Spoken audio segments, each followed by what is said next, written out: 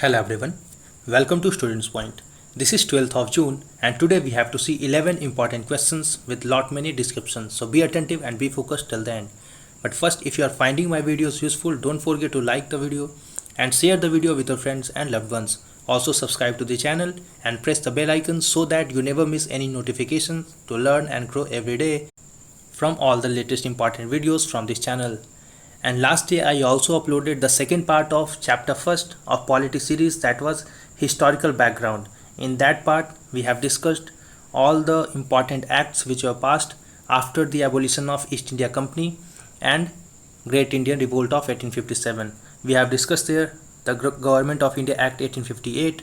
We have seen Indian Council Act of 1861. Then we have seen there Indian Council Act of 1892 and Indian Council Act of 1909. We have also discussed Government of India Act of 1919, all the features related to it, and we have also seen Government of India Act of 1935. So till here we have completed there, and next chapter will be about Constitution of Constituent Assembly and distribution of portfolio in the very first cabinet of independent India. So thereafter we will see all the provisions of the Constitution. So if you are not following that series, start following that series. I have created a separate playlist for Indian polity. You will find that playlist with the name of Indian Constitution / polity. So start following that series too. Let's begin. Here you have to answer one question in the comment section. The question is, Aryabhat Research Institute of Observational Sciences, in short called as ARIES, is located in. These are the options. You have to answer this question in the comment section. Let's begin. How many of you can answer it? Let's begin now. The first question. Operation Desert Chase was started in. So Operation Desert Chase was started in the year of 2019. So here C is the right answer for it. It is an anti-espionage operation started by military intelligence in the year of 2019. And the Directorate of Military Intelligence, also called as Military Intelligence in short, is the intelligence arm of Indian Army. This agency was set up in the year of 1941 and it is based at Sena Bhavan in Delhi. And recently this operation was in news because under this Operation Desert Chase, Rajasthan Police has arrested 2 civil defense employees in Jaipur based on military intelligence inputs that they had been passing sensitive information to Pakistan's spies agency ISI. The next question now. Aguada Phoenix, a 3000-old Mayan temple, has been found in which country? So Aguada Phoenix, which is a 3000-old Mayan temple. Mayan was a civilization just like we have Indus civilization. So this temple has been founded in Mexico. So here C is the right answer for it. And it has been discovered through laser mapping technique, making it the ancient civilization's oldest and largest monument. This temple is 4600 feet long and up to 50 feet high, making it larger than the Mayan pyramids and palaces of later periods. It was built around 800 BC to 1000 BC, and the complete absence of stone sculptures related to rulers and elite class suggests that people who built these temples were more egalitarian, that is, they were believer in equality than the later generations of Mayans. The next question now. Athirapalli hydroelectric project will be constructed on. So Athirapalli hydroelectric project will be constructed on Chalakudi river. So here C is the right answer for it. It originates in Annamalai region of Tamil Nadu and it is joined by its major tributaries which are Parambikulam, Kuriyakurti, Solayar, Karappa and Anakkayam in Kerala.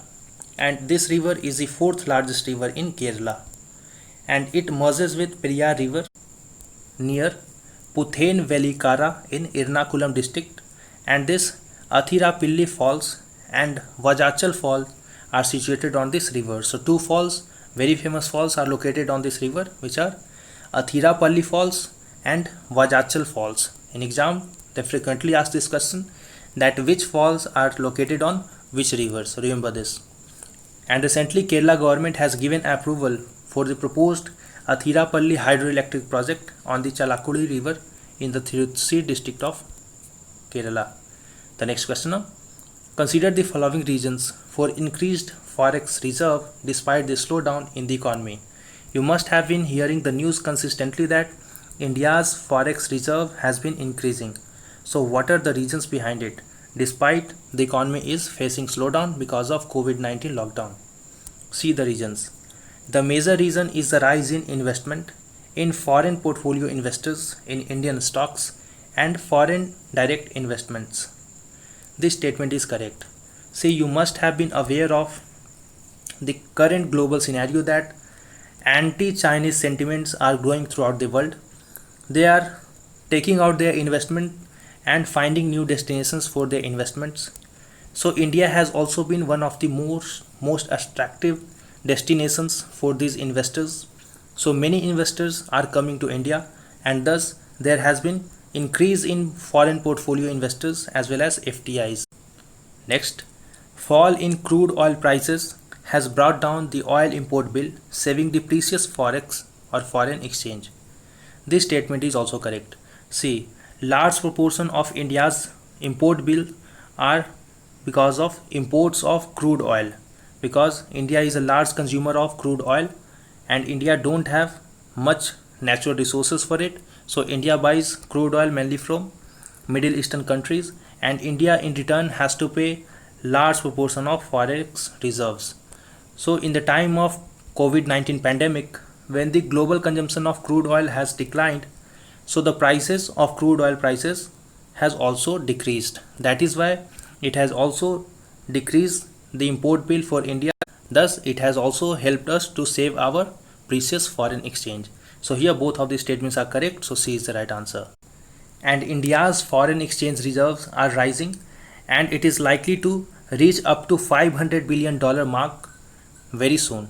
And in the month of or the end of May, forex reserve jumped by 12.4 billion US dollar to an all-time high of 493.48 billion US dollar, which comes to around, so it is rupees 37.30 lakh crores. And India's foreign exchange comprises of foreign currency assets which are kept in currencies like US dollar, euro, pound sterling, Australian dollar and Japanese yen. Then we have gold, SDR, that is a special drawing rights in IMF.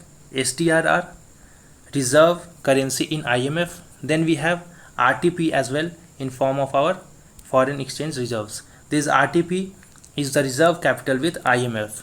Note the difference between SDR and RTP. See, SDR are the reserves currency in IMF, while RTP are reserve capital with IMF. So these are the assets in which we keep our foreign exchange reserves. Have a look here. And India's forex is governed by RBI under the RBI, that is Reserve Bank of India Act 1934. The next question now. BIS, that is Bureau of Indian Standards, has divided India into how many seismic zones? You must have been aware of the news of consequent earthquakes in Delhi and National Capital Region. So I have taken this question based on that news. So BIS has divided India into 4 seismic zones. So here B is the right answer, and it was divided based on 2002 map issued by Bureau of Indian Standards. These 4 zones are Zone 2, Zone 3, Zone 4 and Zone 5. See, Zone 1, India don't have any area which lies in Zone 1 particularly. So we have Zone 2, Zone 3, Zone 4 and Zone 5. Based on seismicity, earthquakes occurred in past and tectonic setup of the region. Let's see the description of these zones. Zone 2 are the least active region as far as earthquakes occurrence is concerned. And Zone 3 comprises of areas which include Kerala, Goa, Lakshadweep Islands and remaining parts of UP, Gujarat, West Bengal, parts of Punjab, Rajasthan, MP, Bihar, Jharkhand, Chhattisgarh, Maharashtra, Odisha, Andhra Pradesh, Tamil Nadu and Karnataka. So the entire state does not come directly into this zone. Some part of a state comes in Zone 3 and some part may come into other zones as well. For instance, state of Bihar and UP, northern part of the state of Bihar and UP comes into Zone 4, while the rest part of Bihar and UP comes in Zone 3. So because of huge diversity in India, even part of a state comes into different zones. So you may associate the state to which you belong to different zones. While Zone 4 comprises of the areas of Jammu and Kashmir, Himachal Pradesh, National Capital Territory of Delhi, Sikkim, northern part of UP and Bihar, West Bengal, parts of Gujarat, and small portions of Maharashtra near the west coast and Rajasthan. While Zone 5, which is the most active region as far as occurrence of earthquakes are concerned, parts of Himalayan boundary of north and northwestern India comes into it. Along with that, Kutch area in western India, parts of Jammu and Kashmir, Himachal Pradesh, Uttarakhand, parts of northern Bihar, Andaman Nicobar Islands are included in Zone 5. And there was news that Delhi and National Capital Region have recorded at least 14 earthquakes as of medium or low intensity since April 2020. However, scientists are of the opinion that this is not an unusual phenomenon. It happens in Delhi, and Delhi falls in Zone 4, which makes it vulnerable to earthquakes. So it lies in earthquake prone area. However, Delhi does not lie on a plate boundary. It is located on a single plate. In geography, you have to read plates and tectonic plates. So whenever a region lies in where two plates converge or diverge with each other, then that area is considered to be very prone to earthquakes. However, Delhi does not lie on a plate boundary. It lies on a single plate, so it should have been stable. However, there are internal deformities in this plate. That is why Delhi witnesses lots of earthquakes. Next question now. Consider the following statements about social bubble. It is a close set of people like family with whom we interact on a regular basis. This statement is correct. Social bubble may include close sets of family. It may include family members with whom we interact continuously on regular basis. And recently researchers believe that social bubbles proved effective for New Zealand to contain COVID-19. You must have heard the news that New Zealand has announced recently itself to be free from COVID-19. So researchers have analyzed that what have worked for them. So they have found that social bubbles have been effective in New Zealand to contain COVID-19 because people have been isolating themselves with only those persons who are part of their social bubble, that is, who are close relatives of them, and they don't meet with other people only. They meet only with their family members, and slowly when things improve, situation get in control, they expand this social bubble. They start meeting with their neighbors and then with their friends as well. Slowly this social bubble can be expanded. So since here both of the statements are correct, C is the right answer. As I told, when things normalize, this social bubble can grow larger, and it can then include close friends, relatives and neighbors as well. The next question now. Consider the following statements about International Religious Freedom Report 2019. So it is an annual report released by US State Department on state of religious freedom throughout the world. This statement is correct. This report is released annually, that is every year, by US State Department. It analyzes a state of religious freedom throughout the countries in different parts and different countries. And the report listed countries for positive developments in religious freedom and negative examples. So in negative, China has been listed. So since here both of the statements are correct, C is the right answer. However, India has not been cited in either of the list. And China, this report has stated that in China, state-sponsored repression against all religious minorities continues, and this intensifies because of the Chinese Communist Party. This report has highlighted that development that took place in India in 2019, which includes status of Jammu and Kashmir, Citizenship Amendment Act and NRC. It also discussed in detail about mob lynchings, anti-conversion laws, cow vigilantism and related issues in India. The next question now is IUCN Red List categorizes Asiatic lion as.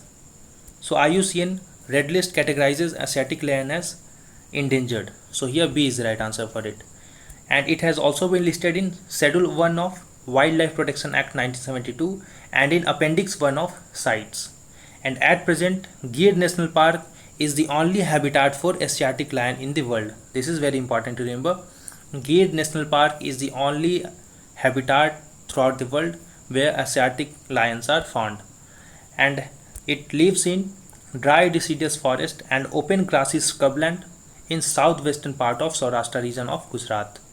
If we compare Asiatic lion with African lion, we found that Asiatic lion are slightly smaller than African lions, while Asiatic lions also has longitudinal fold of skin running along their belly, while this African lions does not has such folds. And according to the recent census, the number of Asiatic lions has now risen by 29% over 5 years to an estimated 674 in the Gir Forest region. Earlier in 2015, the population of lions were 523. Now it has been increased to 674. And if you have not liked the video yet, do like the video, share the video with your friends and loved ones. Let's see the next question now. World Day Against Child Labor is observed on. So this day is being observed on 12th of June. So here A is the right answer for it.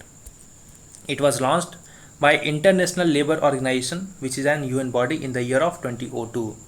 And the theme for this day, for this year, is Protect Children in COVID-19 Times. Very important theme because it has also included the term COVID-19 and we are witnessing the COVID-19 pandemic. You may expect the theme related questions with it. Remember the theme, Protect Children in COVID-19 Times. The next question now. Consider the following statements about Border Adjustment Tax. Again, this question is going to be very important. BAT in short. Border Adjustment Tax. It is a duty that is proposed to be imposed on imported goods in addition to the custom levy. This statement is correct. See, custom levy or custom duties are imposed on imports of goods. So whenever a goods is imported in a country, custom duty is levied, and this BAT will be in addition to this custom duty. It will not replace the custom duty. It will be in addition to custom duty. And under this BAT, government taxes products based on location of their sale rather than location of their production. And this is the key for this concept. Remember that under BAT, taxes are decided based on location of their sale. Suppose if there is a company A and it is producing its products in, let's say, a place P, and it is selling its product in, let's say, place P2. So the tax on products of this company will be decided based on the area where it is selling its product, not based on area where it is producing its product. I hope you understand it. So here both of these concept or statements are correct. So C is the right answer here. And thus under this, imported products and domestically produced products that are sold on its market on the same basis at the same rate. So suppose in US companies are producing goods. So if companies in US want to sell their products in India, so India or Indian government will tax these products based on where it is selling its product. So it is going to sell in India, so it will impose similar taxes on these products as the tax is imposed on domestically produced goods which are sold in India. So both the products will be at par and competition will be equal. Similarly, based on this concept only, Indian government can provide leverage and exemption of taxes to those products which are being exported outside the country and being sold to foreign markets. So this will also enhance our exports. So the basic theme here to understand is just one line, that this tax is based on the source of sale of that product, not on the source of production of that product. In Hindi I will say it once, tax इस तरह से decide किया जाएगा कि ये product कहाँ बेचने वाला है और कहाँ बेचा जाएगा, ना कि कहाँ ये प्रोड्यूस किया गया. बहुत सारे कॉन्सेप्ट्स ऐसे होते हैं कि अगर ये प्रोडक्ट चाइना से प्रोड्यूस किया गया है तो इस पे ज़्यादा टैक्स लगाया जाएगा, लेकिन ये एरिया ऑफ प्रोडक्शन पे बेस्ड नहीं होगा बल्कि एरिया ऑफ सेल पे बेस्ड होगा, ताकि एक इक्वल कंपटीशन जनरेट किया जा सके डोमेस्टिक प्रोडक्ट्स में और फॉरेन प्रोडक्ट्स में. So it seeks to promote equal conditions of competition for foreign and domestic companies supplying products और services with in a taxing jurisdiction. And it was in news because Niti Aayog has favored imposing border adjustment tax on imports to provide a level playing field to domestic industries. The last question now. Consider the following statements about National Institutional Ranking Framework (NIRF). It is released by Ministry of HRD, that is Human Resource and Development, for educational institutions in the country. This statement is correct. And the IIT Madras topped the list, followed by IISc Bangalore, IIT Delhi.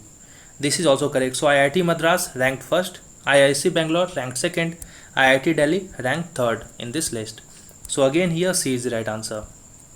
And NIRF ranking system was launched in the year of 2015, and the first NIRF ranking was released in the year of 2016. So don't confuse between the year of its launching and the year when the first list was released. The first list was released in the year of 2016.